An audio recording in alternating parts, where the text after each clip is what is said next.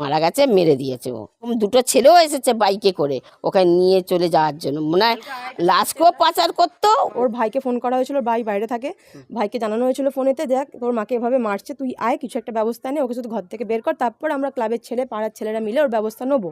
কিন্তু সেটা হওয়ার আগেই ওই ঘটনাটা ঘটিয়ে ফেলেছে। জানি ও মেয়ে নিয়ে রাত্রেও আসে, দেখি ভোর 3টে 4টের সময় মেয়েরা যায় বাইকে, 2টো 3টে ছেলেও আসে, মাল খায়। আমরা তো ভোরে ওঠে আমার স্বামীরা কাজে যায়, আমরা তো জানি। সব সময় হাতে দুটো ছুরি নিয়ে ঘুরছে, পকেটে রিভলভার নিয়ে ঘুরছে। মানে প্রত্যেকটা লোক ওর উপর ক্ষিপ্ত হয়ে থাকতো, কিন্তু ভয়ে কিছু বলতে পারতো না, সবাই আতঙ্কে থাকতো, জানে আমি যদি যাই আমাকে মার্ডার করে দেবে। 12টা 12:30টার সময় মদ খেয়ে গিয়ে তাদের বাড়িতে গিয়ে ইট ফিকছে। ওর মারটা শুরু হতো 11টা 12টা 1টা 2টো এরকম টাইম টার্গেট। ওয়াইফ তো অনেকদিন আগেই চলে গেছে, আর তাকে এমন মারধর করতো 2 বছর আগে, সেও তো ছেড়ে চলে গেছে, সে তো মানে মিউচুয়াল ডিভোর্সও নিয়ে নিয়েছে। মাকে নাকি বলেছিল মেয়েটাকে আনতে, ওর মা কি করে মেয়েকে আনবে, মা মেয়ের কাছে আছে। হ্যাঁ, ওই মেয়েকে আনার জন্য বলছে 15 দিনের মধ্যে যদি মেয়েকে আনতে পারো তো ভালো, না তোকে একবারে জীবনে শেষ করে দেবো।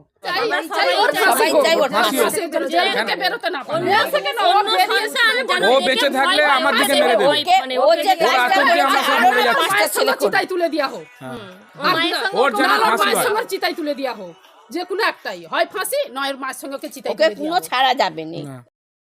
কালকে তো আমরা ঠিক জানিনি, যখন আমার ননদকে ফোন করে, আমার ননদ আমাদিকে বলে যে বৌদি তুমি একবার দেখে এসো তো, আর লালটু, ওর ডাক নাম হচ্ছে লালটু, লালটু আমাদেরকে ফোন করেছে আর ওর মা নাকি মারা গেছে আর সাড়া দিচ্ছে না। তখন আমি আসি, কেউ তখন আসে না, তখন আমি এসে দেখি ওর মায়ের কানের এই পাশ দিয়ে রক্ত ঝরছে আর লঙ্কা গুঁড়োর মতন, আর বুকের এইখানটা একটা বালিশ আছে, আর কাত করে উনি কোনো দিন মানে বালিশ কাত করে শোয়নি, আর চিত হয়েও কোনো দিন শোয়নি, দেখি চিত হয়ে শুয়ে আছে, হাতটা এইরকম আছে, আর পুরো সব কালচিটে, আর বিছনাতে পায়খানা, আর পাও ফুলে গেছে দেখলুম।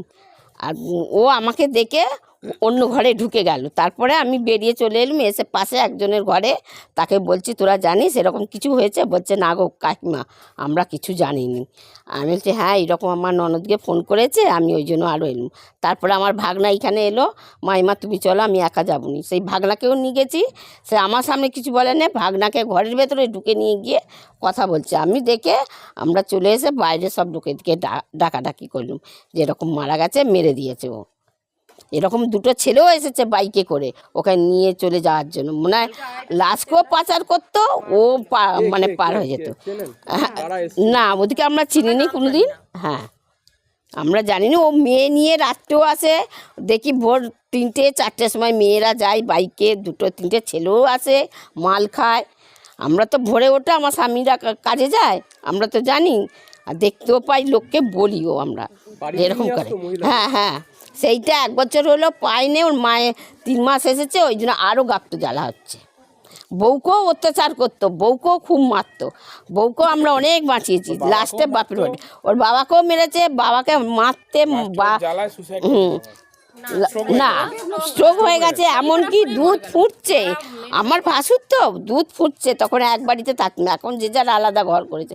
দুধকে লাথি মেরে ফেলে দিল, ভাতের থালায় লোককে ভাত দিয়েছে, অসুস্থ রুগী, লাথি মেরে তাকে ফেলে দিল।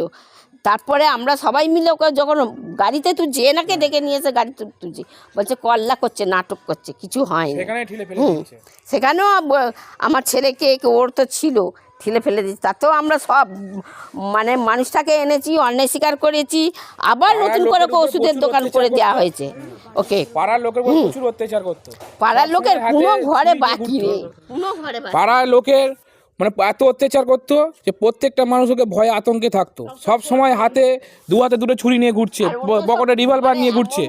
মানে প্রত্যেকটা লোক ওর উপর ক্ষিপ্ত হয়ে থাকতো, কিন্তু ভয়ে কিছু বলতে পারতো না, সবাই আতঙ্কে থাকতো, জানে আমি যদি যাই আমাকে মার্ডার করে দেবে। এই ভয়েতে কেউ মানুষ ভয়েতে কিছু বলতে পারতো না, কিন্তু ওর জন্যে প্রত্যেককে মানুষকে মেরে মারধর করেছে, কারো দোষ নেই, তাদের বাড়িতে গিয়ে ঝামেলা করেছে, রাত্রি 12টা 12:30টার সময় মদ খেয়ে গিয়ে তাদের বাড়িতে গিয়ে ইট ফিকছে, দেয়ালে মারছে, এরকম মানে প্রচুর মানুষের উপর অত্যাচার করেছে। গোটা পাড়া ওর উপর ক্ষিপ্ত, সবাই চায় যেন ফাঁসি হয়, ও যেন সারা জীবন না এদিকে আসতে পারে। প্রত্যেকটা মানুষ ক্ষিপ্ত হয়ে আছে, ও এলেও ওকে সবাই মারবে, সেই জন্য আমরা চাই ও যেন ফাঁসি যায়। যে যার মাকে যদি মার্ডার করে দিতে পারে তো আমার দিকেও মার্ডার করে দেবে, আমরাও তো আতঙ্কে থাকবো যে কখন আমরা বাড়ি থেকে বেরো মার্ডার করে দেবে। তার মাকে যদি মারতে পারে তো অন্য ছেলেকেও মার্ডার করে দেবে। আমরা চাই যেন আমরা সুস্থভাবে বাঁচতে পারি। ও যেন মার্ডার যেমন করেছে ও যেন নিজেই থেকে ওখানে শেষ হয়ে যায়, ওরও যেন সারা জীবন ওখানে জেলে পেয়েছে মরতে হয়, আর যেন ওর ফাঁসি হয়, এটাই আমরা চাই। পাশাপাশি বাড়ি হওয়ার সুবাদেই ভিডিওটা করতে পেরেছি। ওর মেন টার্গেট থাকতো এসে আগে বাড়ির চাবি দেবে, বাড়ির গেটে চাবি দেবে, ওর গ্রিল আছে আর গ্রিলেতে চাবি দেবে, তারপরে ওর মাকে মারবে। তো গ্রিলে চাবি দেওয়ার সত্ত্বে যখন আমরা কেউ প্রতিবাদ করতে যাব, তখন যদি কেউ প্রতিবাদ করতে যায় তখন ওর মায়ের ওপর আরও বেশি অত্যাচার শুরু করে। মানে আমরা যতক্ষণে গ্রিল ভাঙবো, চাবি ভাঙবো, ততক্ষণে ওর মাকে তখনই শেষ করে দেবে। সেই ভয়তেই কেউ প্রতিবাদ করতে যেত না। তো সেই জন্যই ভিডিও করে রাখা, যে প্রমাণ দিতে পারবো যে হ্যাঁ এভাবে মেরেছে। কারণ কালকেও যখন ওকে পুলিশ ধরে নিয়ে যাচ্ছে তখন পুলিশকেও বলছে যে কি রিপোর্ট করলে দেখা যাবে আমি কিছু করিনি, আমি আমার মাকে পোস্টমর্টম করলে রিপোর্ট পাওয়া যাবে আমি আমার মাকে মারিনি, আমি কিছু করিনি। এটা জাস্ট এটার জন্য প্রমাণ যে ও এভাবেই ওর মাকে মেরে মেরে শেষ করেছে। আর ওর মাঠটা শুরু হতো 11টা 12টা 1টা 2টো এরকম টাইম টার্গেটে। তো শীতকালের সময় গ্রামগঞ্জে এমনি তাড়াতাড়ি লোক শুয়ে পড়ে, আর শীতের দিনে কেউ অত রাত পর্যন্ত জেগে থাকে না। আমার যেহেতু পাশে বাড়ি, আমার স্বামী থাকে না, নাইট ডিউটির জন্য বাইরে থাকে, আমি একাই থাকি। তো আতঙ্কে ঘুম যখন ভাঙে, যে এরকম চেঁচামেচির জন্য ঘুমটা ভাঙে, তখন আমি কি করব, কিছু তো করার নেই, আমি একা বেরিয়ে কিছু করতে পারবো না, হাঁকাহাঁকিও ডাকাডাকি করতে পারবো না, কারণ আমি একা মেয়ে মানুষ। তো সেখান থেকে ভিডিওটা শুধু এই জন্যই করে রাখা যে শাস্তির দাবিতে আমি দেখাতে পারবো। আর আমাদের কেউ তো জানতো না এরকম কিছু পরিস্থিতি হবে। আমাদের ভেতরে ভেতরে ওর ভাইকে ফোন করা হয়েছিল, ভাই বাইরে থাকে, ভাইকে জানানো হয়েছিল ফোনেতে, দেখ তোর মাকে এভাবে মারছে, তুই আয় কিছু একটা ব্যবস্থা নে, ওকে শুধু ঘর থেকে বের কর, তারপর আমরা ক্লাবের ছেলে পাড়ার ছেলেরা মিলে ওর ব্যবস্থা নেবো। কিন্তু সেটা হওয়ার আগেই ওই ঘটনাটা ঘটিয়ে ফেলেছে। ও আমাদের ধারণা যে ও আগে থেকেই খবরটা পেয়েছিল যে ওর ভাই আসছে, কিছু একটা গন্ডগোল হতে চলেছে, সেই জন্যই আগে থেকে ওই জিনিসটা ঘটালো। নাহলে ওর ভাই কালকে সকালে উঠেছে গাড়িতে, আজকে বিকালে নামবে, আজকে রাতের মধ্যে কিছু একটা ওর সাথে মানে কিছু একটা হওয়ার কথা ছিল, যে পাড়ার ছেলেরা মিলে, ক্লাবের ছেলেরা মিলে কিছু একটা করবে, ব্যবস্থা নেবে। কিন্তু ও কোথাও থেকে খবর পেয়ে তার আগেই ওই ঘটনাটা ঘটালো। কাদের ইন্ধন ঠিক করতো, ঠিক বলতে পারবেন কাদের? ওটা ইন্ধন না, ওর ব্যক্তিগত ব্যাপার, পুরোপুরিভাবে ব্যক্তিগত ব্যাপার, কারণ ইন্ধনে না।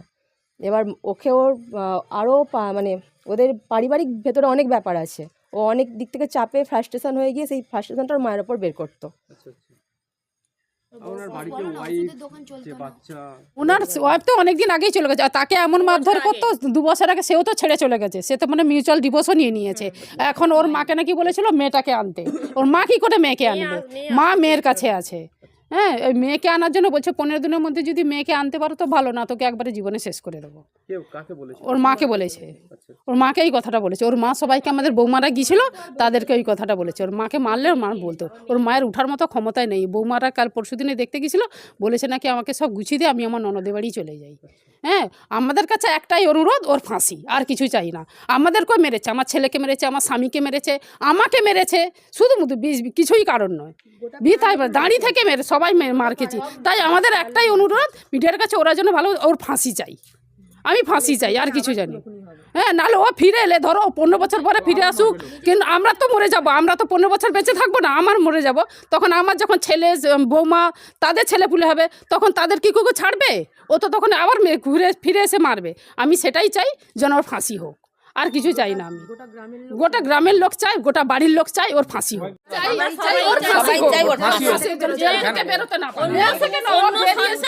ও বেঁচে থাকলে আমার দিকে মেরে দেবে, ওর আতঙ্কে আমরা সব মরে যাচ্ছি। চিতায় তুলে দেওয়া হোক, ওর যেন ফাঁসি হয়। চিতায় তুলে দেওয়া হোক, যে কোনো একটাই, হয় ফাঁসি নয় মায়ের সঙ্গে ওকে চিতায় ওকে কোনো ছাড়া যাবে না, যে কাঁদবে বেরিয়ে হাতে ছুরি নিয়ে আমরা চাই ও না বেরোতে পারে। কাকে মার্ডার করে দেবে?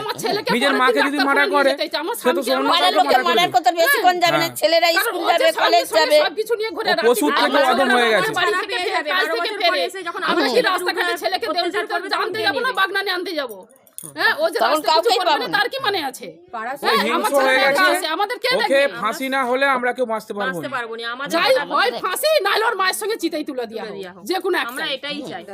আমরা এটাই দাবি করছি, হয় ফাঁসি, ওর ফাঁসি হোক। প্রতিবাদ সবাই করেছে, এমন কেউ নেই যে মার খায়নি, সবাই গোটা পাড়াই গন্ডগোল করে। আমরা প্রতিবাদ করতে গেলে আমাদেরকে মারতো, ঘরে ইট ফিকতো, দেয়ালে রাত্রি 12:30 1টার সময় এসে কাছে মারবে, মারবে। সবাই ওর ভয়েতে আমরা সব আতঙ্কে থাকতাম, রাত্রি চলে আসবে, কখন এসে আমাদের ঘরে মারধর করবে। আমরা চাই সবাই সুষ্ঠুভাবে বেঁচে থাকতে, যেন ওর ফাঁসি হলে আমরা তবে সুষ্ঠুভাবে বাঁচতে পারবো, না হলে আমরা ওর আতঙ্কে বাঁচতে পারছি না।